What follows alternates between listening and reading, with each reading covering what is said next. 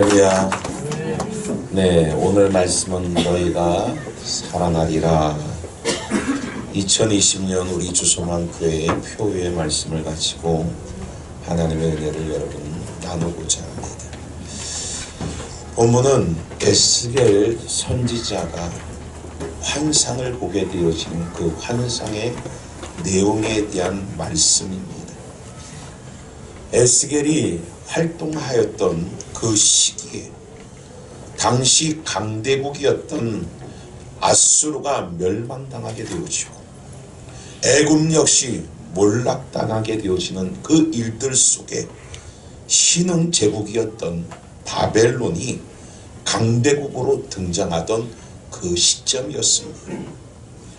당시 남쪽 유다 왕이었던 여호야김이 바벨론을 섬기다가 결국 배신을 당하게 되어지고 그 후에 그 아들 여호야김이 통치를 그 가운데 3개월간 행하다가 느부갓네살 왕에 의하여 결국 점령당하게 되어지되 유다가 점령당하게 되어지고 여호야김은 짐승처럼 쇠사슬에 매여 끌려가되 바벨론에 끌려가는 그러한 신세가 되어지고 맙니다.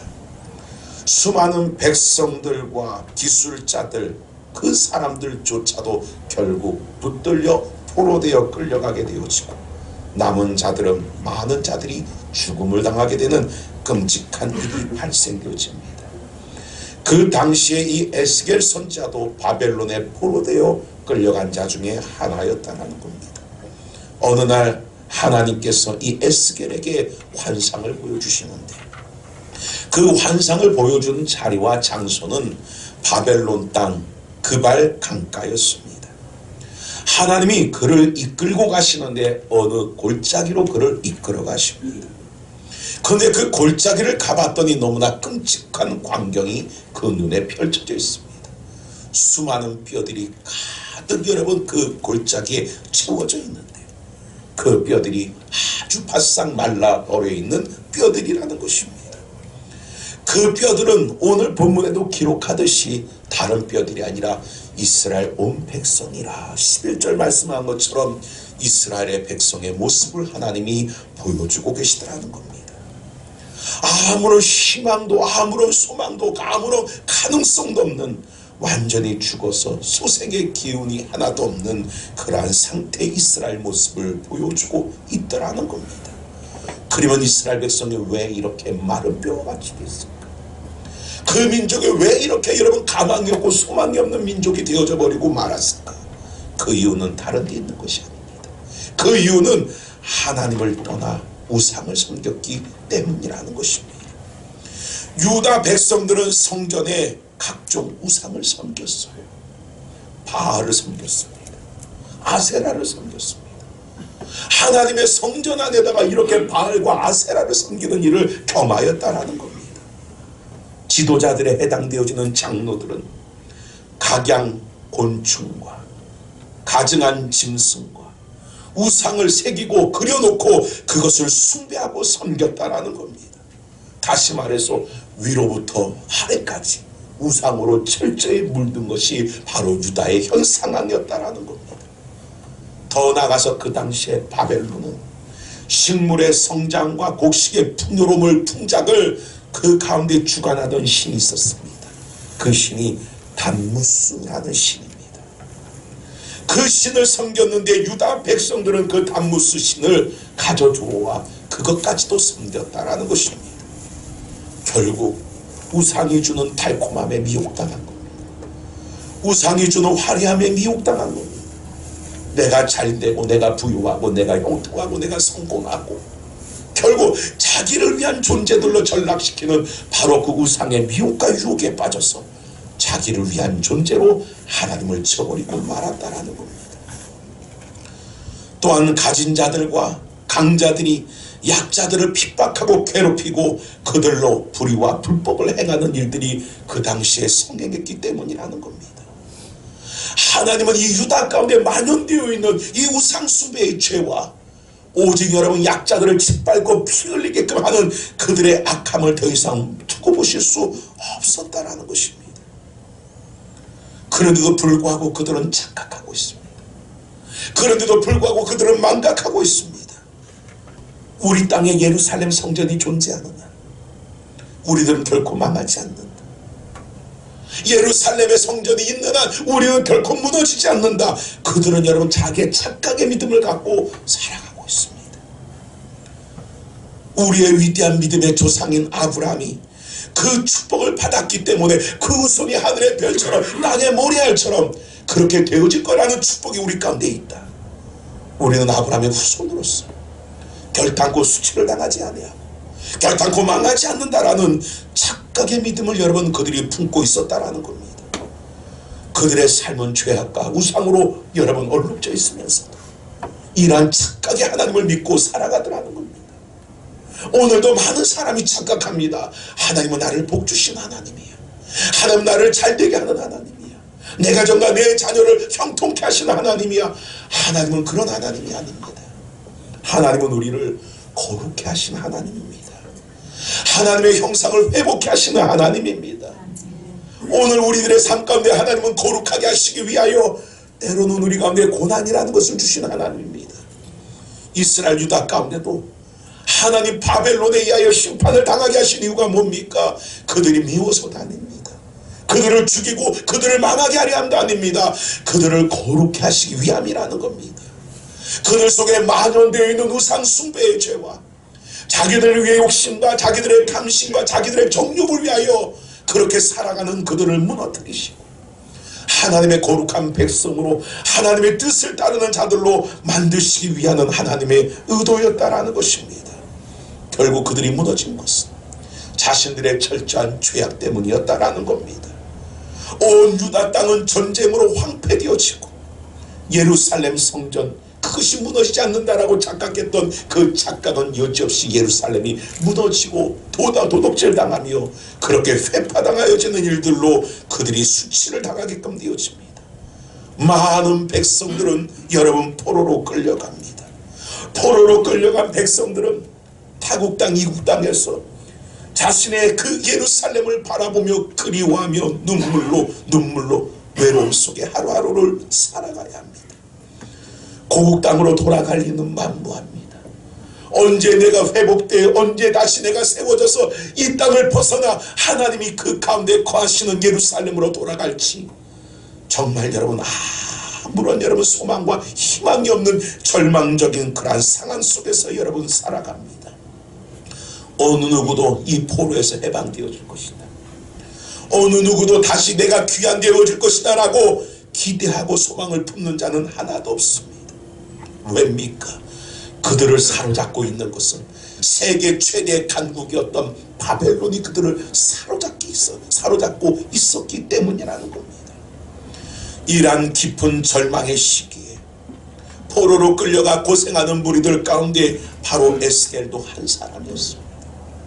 에스겔이 하나님의 환상에 여러분 그 가운데 이끌려 환상을 보게 되어질 때 바로 그 환상이 오늘 본문의 골짜기 마른 뼈의 환상입니다.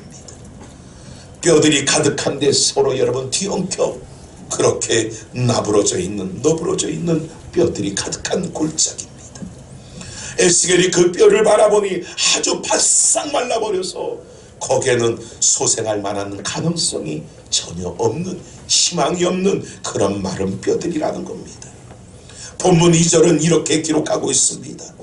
나를 그 뼈 사방으로 지나가게 하시기로 본즉 그 골짜기 지면에 뼈가 심이 아주 말랐더라 많고 아주 말랐더라 라고 기록하고 있다라는 겁니다. 뼈가 심이 말랐다라는 것은 이스라엘 백성이 지금 그 상태가 됐다라는 겁니다. 더 이상 소망도 희망도 사랑할 가능성도 없는 그런 민족의 참상이 그들에게 이루어졌다라는 것입니다. 온 지면이 흩어졌다. 뼈는 여러분 땅에 묻혀져야 되는 것입니다. 뼈가 드러나면 얼마나 깜짝 놀랍니까? 얼마나 흉측합니까? 얼마나 끔찍합니까? 우리가 보다시피 여러분 무덤이라는 곳에 가서 우리가 때로는 조상을 찾아뵙기도 하고 부모와 형제를 때로는 찾아뵙기도 합니다.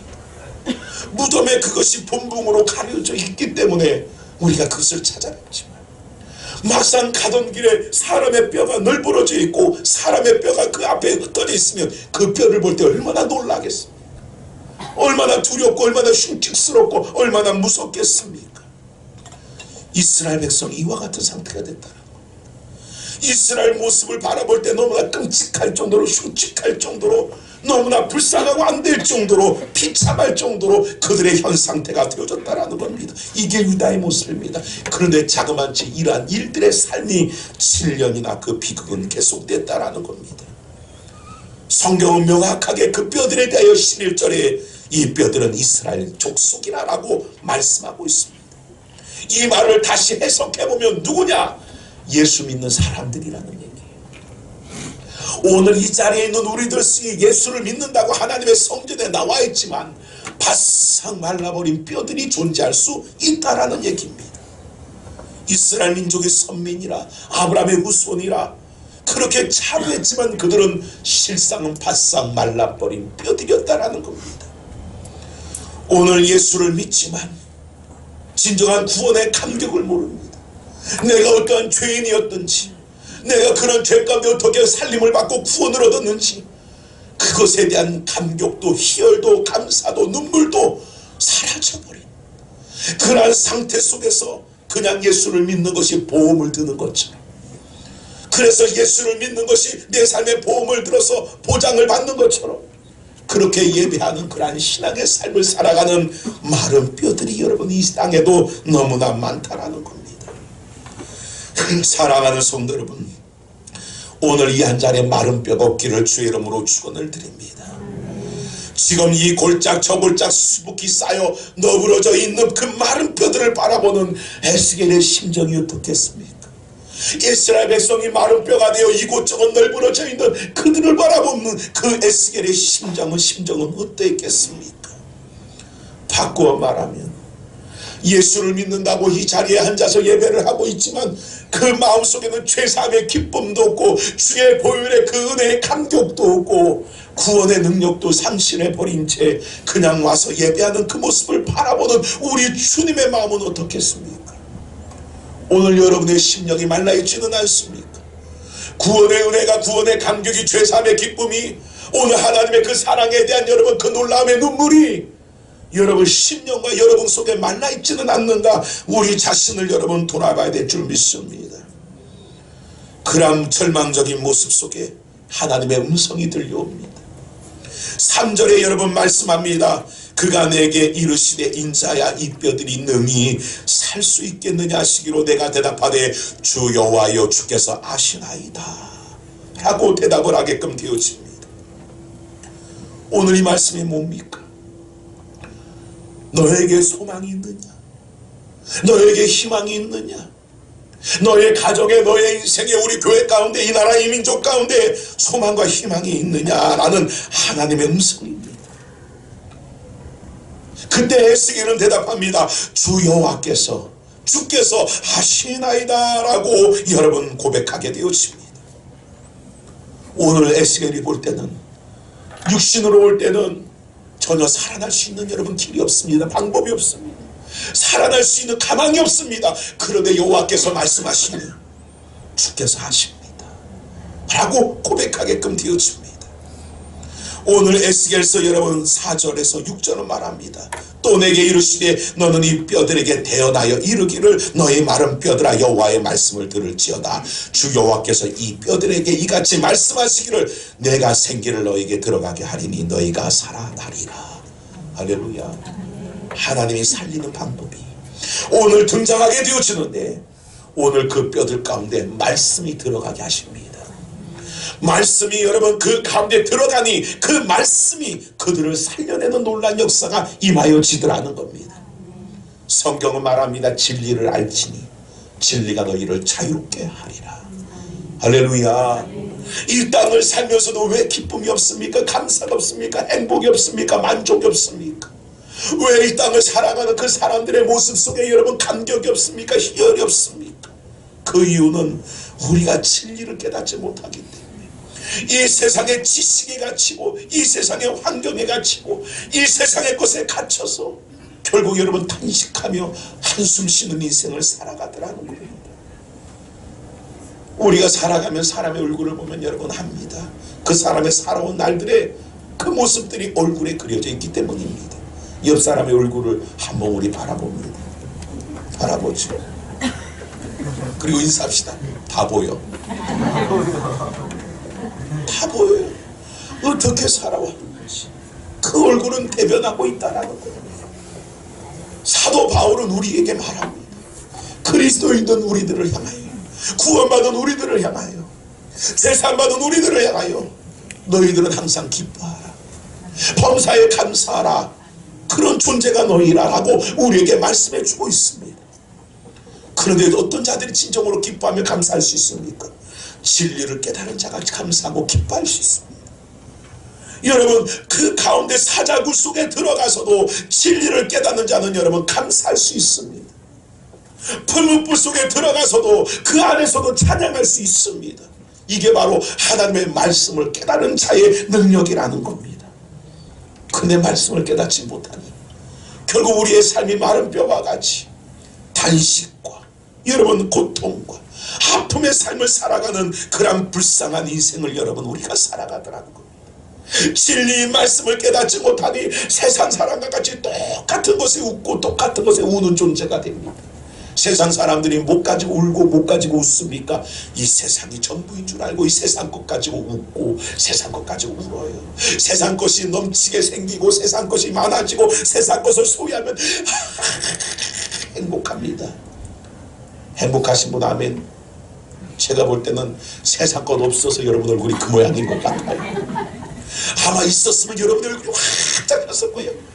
오면서부터 목사님 좋아가지고, 그런데 보면은 안녕하세요 하는데도 얼굴에 수심이 비쳐요. 인사를 나눠도 나름 근심이 비쳐요. 근데 세상 것이 여러분 있으면 여러분 그 가운데 얼굴이 밝아지고 세상 것이 없으면, 그래서 우리들의 세상의 사람들의 모습은 다 흐린 날, 늘 맑은 날, 늘 여러분 비 오는 날, 이것이 종잡을 수 없다라는 거예요. 제주도 이번에 수련회 들어갔어요. 제주도 날씨가 그렇더라고요. 맑다가도 갑자기 바람이 불기 시작하고 흐려지기 시작하고 종잡을 수가 없어요. 우리들이 이 땅이 새 전부인 자가 되어지면 결국 우리도 세상 사람처럼 세상 것에 일비하는 그런 인생을 살아갈 수밖에 없습니다. 그런데 말씀이 우리 속에 들어오고 말씀이 진리를 깨우쳐주게 되어지면 그 진리는 풀무불 속이든 사자굴 속이든 어떠한 환경이든 어떠한 삶이든 구원의 여호와로 인하여 지난주에 말씀하였던 하박국의 감사처럼 하나님께서 기뻐하며 즐거워하며 찬양하며 감사할 수 있는 자가 되어지는 은혜가 임하게 되어주는 줄 믿으시기를 주의 이름으로 축원을 드립니다. 그리고 나서 말씀을 여러분 그 가운데 주신 하나님이 봉독했던 말씀처럼 5절에 생기를 너에게 들어가게 하리니 너희가 살아나리라 라고 말합니다. 놀라운 일이 벌어집니다. 하나님이 여러분 그 말씀을 주니 그 말씀이 들어가는 그 순간 뼈들이 서로 연락하고 뼈들이 자기 뼈를 찾아서 여러분 그 가운데 서로 연결되어집니다. 그리고 그 말씀이 그 속에 들어가니 그 속에 들어간 말씀을 인하여 힘줄이 생기고 거기에 살이 채워지고 거기에 거죽이 덮이는 놀라운 역사가 일어납니다. 할렐루야. 그런데 문제는 여러분 그렇게 껍데기는 완성되어졌지만 아직도 여러분 그 속에 생명이 없습니다. 그때 하나님은 말씀한 것처럼 생기에게 명하라 하십니다. 이전에는 말씀으로 명하였지만 이제는 생기야 그들에게 붙어 죽은 자를 살게 하라 라고 말씀하는 놀라운 역사가 일어납니다. 10절같이 봉독합니다. 10절입니다. 시작. 얘가 그 영혼들을 위하였더니 생기가 그들에게 들어가네 그리고 살아나서 일어나서 그들에게 뭐가 들어갑니까? 생기가 들어갔어요. 그럼 이 생기는 과연 뭡니까? 오늘날로 말하면 여러분 하나님한테 성령을 가르치는 겁니다. 오늘 말씀 가운데 성령이 임하여지니까 오늘 그들이 일어섰는데 뭐로 일어서더라고요? 큰 군대로 일어서더라는 겁니다. 그럼 군대는 뭡니까? 죽음을 두려워하지 않아요. 전쟁을 두려워하지 않아요. 오직 여러분 그 세운 자를 위하여 여러분 그 목숨을 다하고 생명을 다하여 나아가 전쟁을 치르는 자가 군대라는 겁니다. 오늘 하나님의 성령이 제자들에게 임합니다. 하나님의 성령이 초대교회에 임합니다. 그랬더니 그 성령이 임한 그들이 뭐가 됩니까? 군대가 되는 겁니다.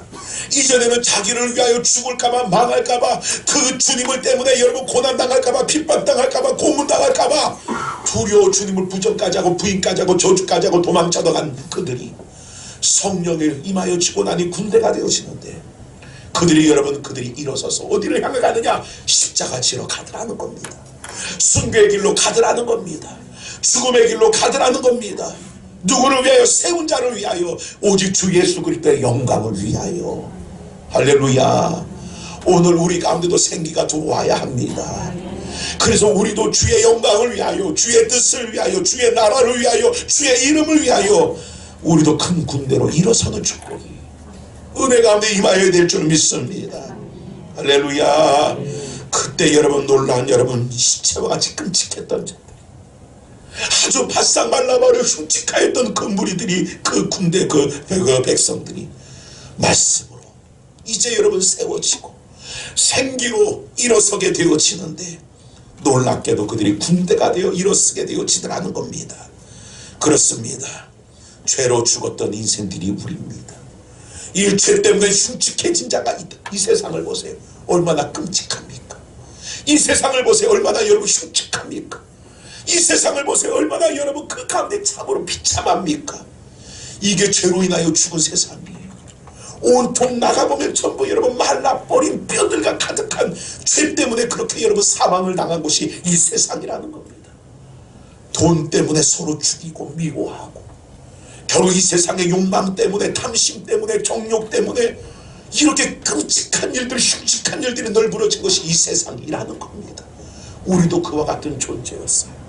널브러진 뼈들 중에 하나와 같은 우리 존재였는데, 그래서 에베소서 2장 1절은 말합니다. 너희의 허물과 죄로 죽었던 너희를 살리셨도다. 무엇이 살렸느냐? 2장 4절부터 말씀하기를 국률에 풍성하신 하나님이 우리를 사랑하신 그 크신 사랑을 인하여 허물로 죽은 우리를 그리스도와 함께 살리셨고, 할렐루야. 그리스도로 인하여 다시 살렸어요.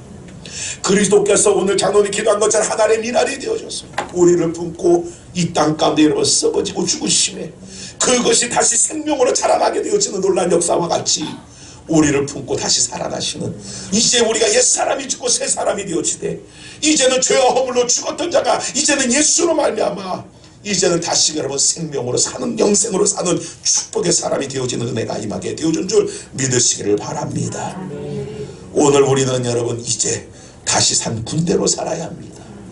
허물과 죄로 죽었던 바싹 말라버린 뼈였던 나를 예수가 십자가의 은혜로 그 죽으심으로 다시 살려내셨습니다. 그리고 성령을 보내주셨습니다. 이제는 우리는 군대로 서야 합니다. 군대로, 군인으로 불림받은 자는 자기를 위하여 사는 존재가 없습니다. 부르신 자를 위하여 사는 게 군대이듯이 이제 우리 주소망교회가 2020년 군대로 일어서서 부르심의 뜻을 따라 부르심에 합당한 삶을 살아내는, 오늘 하나님의 귀한 우리 모두가 다 되어져서 하나님의 영광을 이룰 수 있는 복 있는 하나님의 교회가 되어지고 성도가 되어지는 그러한 복된 역사가 있기를 주의 이름으로 축원을 드립니다.